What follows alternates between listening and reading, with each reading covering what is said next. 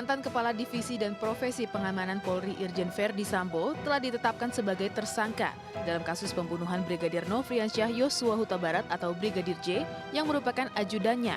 Namun motif pembunuhan masih didalami. Sambo dijerat pasal 340 subsidiar pasal 338 jungto pasal 55 jungto pasal 56 KUHP. Pasal 340 mengatur pidana terkait pembunuhan berencana dengan ancaman pidana hukuman mati, pidana penjara seumur hidup atau penjara 20 tahun. Kapolri mengatakan Verdi menyuruh melakukan pembunuhan untuk membuat skenario seolah-olah terjadi tembak-menembak. Verdi melepaskan beberapa kali tembakan ke dinding menggunakan senjata api milik Brigadir Yosua. Tidak ditemukan, saya ulangi, tidak ditemukan fakta peristiwa tembak-menembak seperti yang dilaporkan. Saya ulangi, tidak ditemukan fakta peristiwa tembak-menembak seperti yang dilaporkan awal. Tim khusus menemukan bahwa peristiwa yang terjadi adalah peristiwa penembakan terhadap saudara J yang mengakibatkan saudara J meninggal dunia yang dilakukan oleh saudara RE atas perintah saudara FS. Selain Sambo, polisi telah menetapkan 3 orang tersangka lain dalam kasus kematian Brigadir J. Mereka adalah Baradae, Bribka RR, dan KM. Kabar Reskrim Polri Komjen Agus Andrianto menyebut kecil kemungkinan ada kejadian pelecehan yang dilakukan Brigadir J terhadap istri Sambo, Putri Chandrawati. Sementara Menko Polhukam Mahfud MD mengatakan pembunuhan itu berlatar belakang hal yang terlalu sensitif dan mungkin hanya bisa dikonsumsi orang dewasa. Sekarang telurnya itu udah pecah dulu. Itu yang kita apresiasi dari Polri. Soal motif biar nanti dikonstruksi hukumnya, karena itu sensitif, mungkin hanya boleh didengar oleh orang-orang dewasa. Biar nanti dikonstruksi oleh motifnya, kan sudah banyak. Di pihak lain, kuasa hukum keluarga Verdi Sambo meyakini perbuatan Sambo didasari motif yang kuat. Pihaknya meminta masyarakat mempercayakan penuntasan kasus ini kepada polisi. Polri diharapkan dapat secepatnya mengungkap motif pembunuhan yang dilakukan Verdi Sambo terhadap Brigadir Yosua Huta Barat. Pengungkapan motif tidak hanya penting dalam kepentingan penyidikan, juga untuk mencegah opini liar di tengah masyarakat.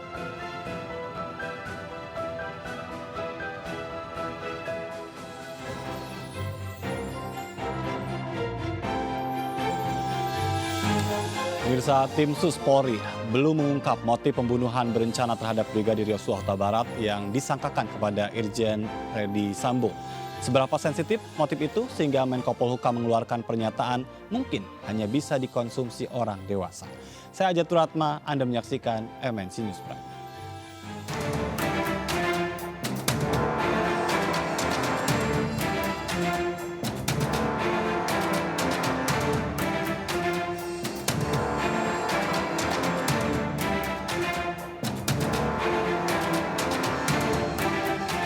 Kapolri Jenderal Listio Sigit Prabowo telah mengumumkan Irjen Verdi Sambo sebagai tersangka. Mantan Kadipropam itu diduga membunuh ajudannya, Brigadir Yosua Huta Barat.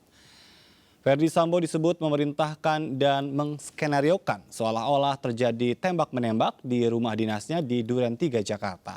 Atas perannya ini, Verdi Sambo diancam pasal 340, subsidiar pasal 338, dan pasal 56 KUHP dengan hukuman pidana maksimal hukuman mati, penjara seumur hidup, dan 20 tahun penjara.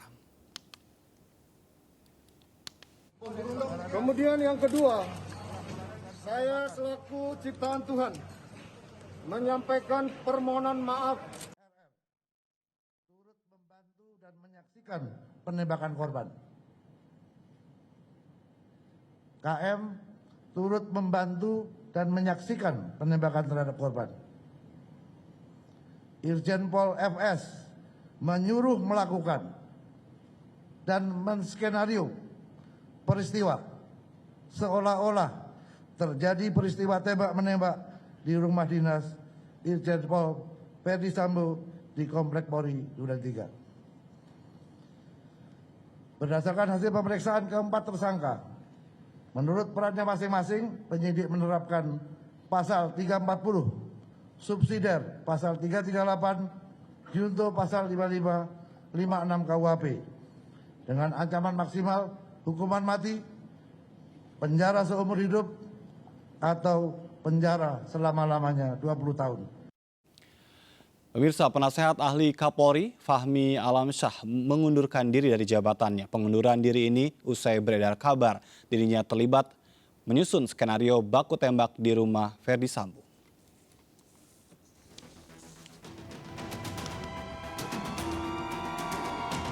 Kapolri Jenderal Listio Sigit Prabowo menyatakan penyidik tengah menyelidiki dugaan rekayasa skenario kronologi awal penembakan Brigadir Joshua, termasuk mendalami dugaan keterlibatan mantan staf ahli Kapolri Fahmi Alamsyah. Jadi pertanyaan pertama tadi, kami sedang melakukan pendalaman, tim sedang bekerja. Tentunya apabila kita temukan, pasti kita proses. Fahmi Alamsyah, penasehat ahli Kapolri bidang komunikasi publik, mengundurkan diri dari jabatannya pasca Ferdi Sambo ditetapkan sebagai tersangka. Fahmi diduga terlibat merencanakan skenario baku tembak dan membuat rilis media dalam kasus tewasnya Brigadir Joshua. Namun Fahmi membantah hal tersebut. Tim Liputan iNews melaporkan. Ferdi Sambo disangkakan pasal 340 KUHP tentang pembunuhan berencana. Jenderal Bintang 2 itu jadi tersangka setelah penyidik menetapkan 3 tersangka lain, yakni Baradae, Brigadir RR, dan Brigadir K. Namun apakah latar belakang sesungguhnya dari kasus ini? Kapolri sendiri menyatakan tim sus masih mendalami kepada para saksi. Dan untuk membahasnya sudah hadir bersama kami di studio Eka Prasetya, kuasa hukum dari keluarga Brigadir J. Selamat malam. Malam Mas Sajat. Terima kasih atas kehadirannya dan sudah juga bergabung melalui sambungan Zoom Irjen Pol Purnawirawan Arianto Sutadi, penasehat ahli Kapolri. Selamat malam Pak Arianto. Pak Arianto, bisa mendengar suara saya? Selamat malam Pak Arianto. Selamat malam Pak Jat. Baik, terima kasih sudah bergabung. Saya ingin ke Mas Eka terlebih dahulu. Sudah ada tersangka baru, Irjen Ferdi Sambo. Sudah cukupkah itu? Masalah cukup dan enggak itu tergantung pendalaman penyidikan ya. Tapi dari awal saya bilang bahwa ini sindikat penegak hukum.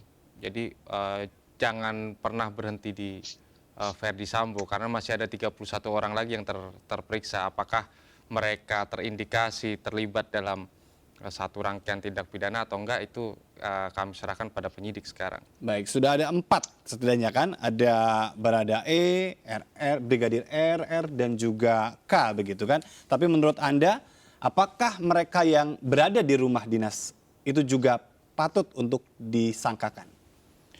Ya, sebenarnya telat ya, harusnya itu udah dari tanggal 8.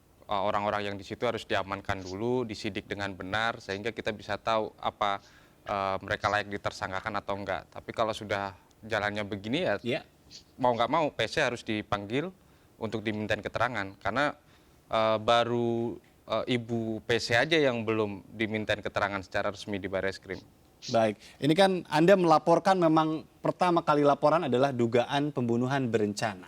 Hal apa sebetulnya yang menguatkan dugaan itu? Ya, sebenarnya menguatkan dugaan itu awalnya dari pihak keluarga menemukan beberapa luka di dalam di jenazah dari almarhum. Nah, setelah itu dicocokkan dengan masalah kronologis komunikasi terakhir dan dokumen surat kematian dan surat visum et repertum. Nah, di situ di surat permohonan visum et repertum jenazah ditemukan meninggal jam 5. Sedangkan jam 10.58 ada komunikasi terakhir yang memposisikan masih dalam perjalanan dari Magelang ke Jakarta. Artinya kalau kita lihat range waktu yang antara Magelang Jakarta terus ditemukan mayat, ini kan pasti ada sesuatu yang janggal di sini karena perjalanannya 7 jam. Baik. Gitu. Tapi dari pasal-pasal yang disangkakan, apakah itu sudah mengkonstruksikan apa yang memang diduga sejak awal? Ya, kalau masalah mengkonstruksikan, iya. itu sudah langkah yang bagus bahwa dugaan yang kami laporkan itu ternyata benar, gitu kan. Tinggal mencari bagaimana proses penyidikan ini dilakukan secara akuntabel dan transparan. Baik, ini bicara tentang transparan, Anda sebagai kuasa hukum pernah juga mengatakan di Prime ini kurang terbuka. Apakah sejauh ini sudah lebih terbuka penyidik? Ya, sejauh ini masih ada beberapa hal yang belum dijawab sama penyidik. Apa itu? Yang pertama, mengenai barang pribadi Brigadir J, terutama soal handphone yang dijadikan alat komunikasi antara Brigadir J dengan keluarganya. Itu ada 3 handphone dengan 4 nomor telepon. Itu barang itu di mana? Yang kedua, soal pakaian dari korban itu ada di mana?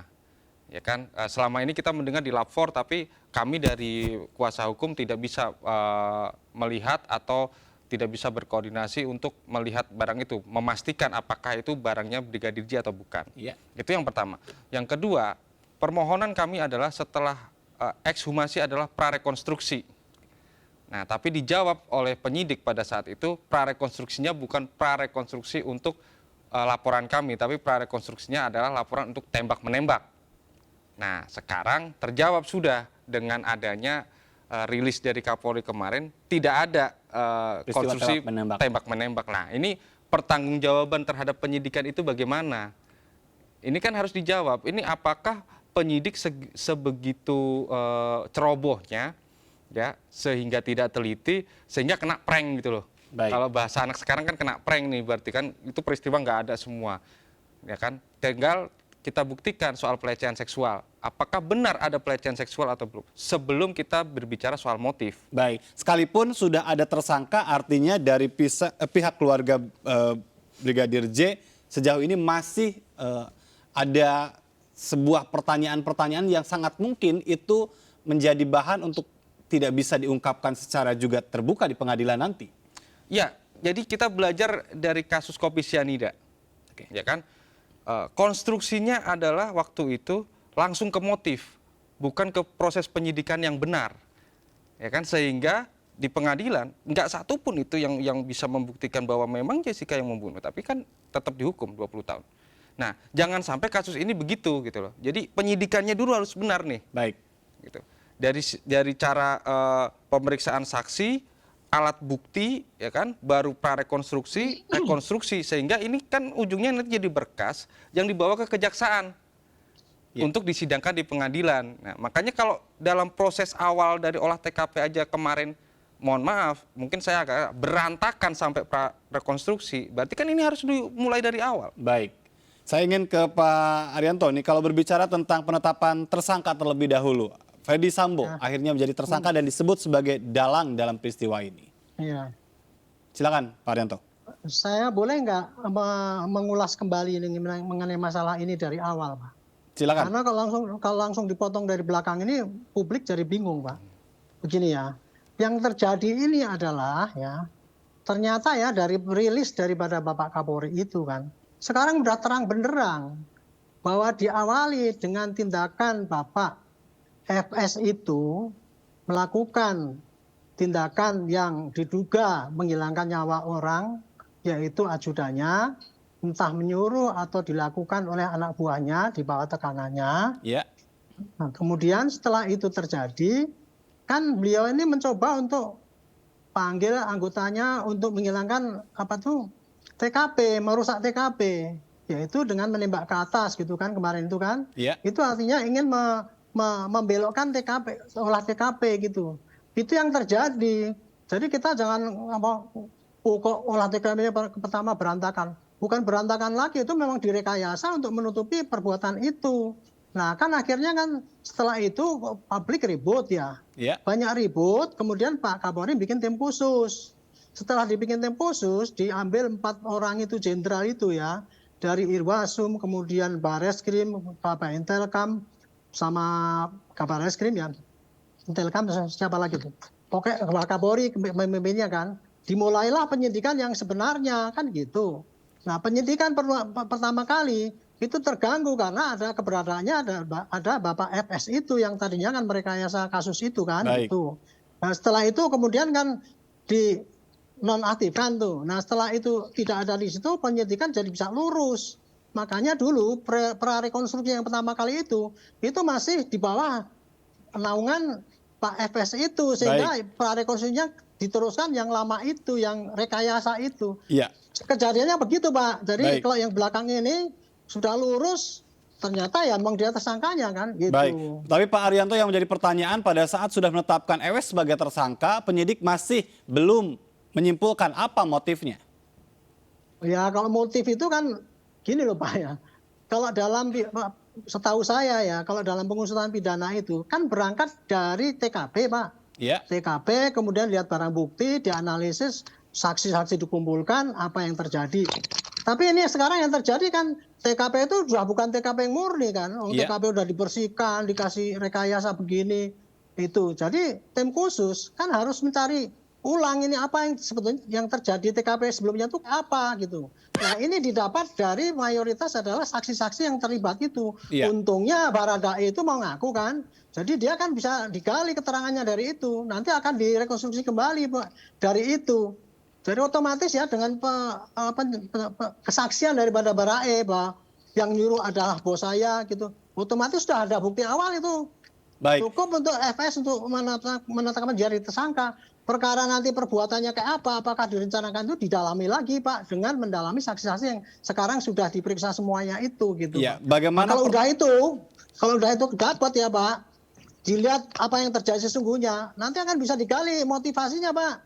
Itu nggak dilihat pada waktu kejadian di TKP itu aja. Sebelumnya itu apa, itu dilacak. Nah, tadi kalau dikatakan HP nggak hilang, ya terang aja hilang Pak. Itu emang orang direkayasa kayak gitu, gimana nggak hilang gitu. Iya. Nah, jadi itu jangan dijadikan pedoman bahwa ini penyidikan amburadul, bukan itu Pak. Iya, Itu tapi yang dalam pertama itu konteks bukan sudah penyidik. menetapkan FS sebagai tersangka dengan tadi kondisi TKP dan barang bukti yang oleh FS-nya sendiri coba untuk dikaburkan, ya yang menjadi pertanyaan adalah bagaimana penguatan status tersangkanya ini? Ini sekarang udah jelas kan Pak ya, menurut saya Pak, itu kan berawal ini bisa langsung ke dia itu ya, kan karena pengakuan Baradae yang mengatakan itu disuruh gitu, udah itu bukti awal ya, salah satu bukti. Nanti akan didalami lagi Pak, bagaimana nyuruhnya dulu, bagaimana kamu nembaknya karena terpaksa itu. Dari situ kedalaman terus nanti akan kelihatan Pak, bahwa ini Pak ini memang merekayasa apa tidak gitu. Jadi bukan mengaburkan Pak ini. Baik. Jadi jangan terlalu curiga Pak, saya bukan bela polisi ya. Tapi jangan curiga kepada polisi bahwa polisi semua brengsek lah gitu lah. Baik. Ini hanya segelintir orang yang brengsek, tapi nama polisi semua hancur gitu loh. Iya. Sekarang udah Mas jelas Eka, apa yang ada gitu. Iya, yang menarik memang bahwa kunci dari penetapan tersangka FS ini adalah pengakuan dari Baradae begitu kan. Baradae mencabut BAP yang pertamanya, kemudian mengaku bahwa dia diperintah. Dari sisi kuasa hukum korban, ya, Anda melihat pengakuan ini murni atau ada hal lain yang menjadi pendapat? Ya, saya bukan tipe orang yang suka menebak-nebak ya, tapi saya melihat fakta aja ketika dia mengakui satu perbuatan dia untuk jadi JC, ya saya mengapresiasi gitu. Cuman seharusnya harapan kami tidak berhenti di situ. Ya. Gitu loh. Itu alat bukti pada kemana gitu. Kalaupun memang dibuang Pak, gitu kan, Pak Arianto, bukan saya tidak bermaksud untuk menjelekkan bahwa semua polisi brengsek, enggak. Tapi inilah jaringan, gitu loh. Inilah jaringan. Karena yang terjadi pada saat jaringan tuh jaringan yang lama itu Pak. Iya, makanya saya gitu mengapresiasi itu. Tapi saya mengatakan ini apa? Karena kalau urian Bapak itu kayak gitu, seakan-akan jaringan penyidik semua kayak gitu dicurigai terus. Itu tolong stop untuk itu. Ini dulu ya penyidikan pertama kali itu bukan penyidik Pak. Itu anak buahnya Pak Sambo gitu loh. Oh, berarti anak buahnya Pak Sambo yang termasuk rekonstruksi di Duren 3? Iya, yang 30 itu kan. Apakah sudah diperiksa semua itu? Lah sekarang kan udah yang soal rekonstruksi di Polda Pak, yang malam-malam Pak, itu anak buahnya Pak Sambo juga? Ya iyalah. Baik. Itu dulu Pak ya, dari versi yang pertama kali itu dulu anak buahnya Pak Sambo semua yang merekayasa TKP itu. Setelah itu kan dikoreksi oleh tim khusus. Nah tim khusus ini penyidikannya lurus Pak. Baik. Jangan disamakan sindikat penyidik. Enggak, gitu. saya nggak pernah bilang soal tim khusus bahwa itu termasuk sindikat penyidik Pak. Iya, nanti kita akan jawab itu setelah jeda. Saya nggak pernah bilang itu ya. Ya. Kita akan jeda Pak Arianto, Mas Eka. Kita harus break terlebih dahulu. Pemirsa tetap bersama kami, tetap di MNC News Prime.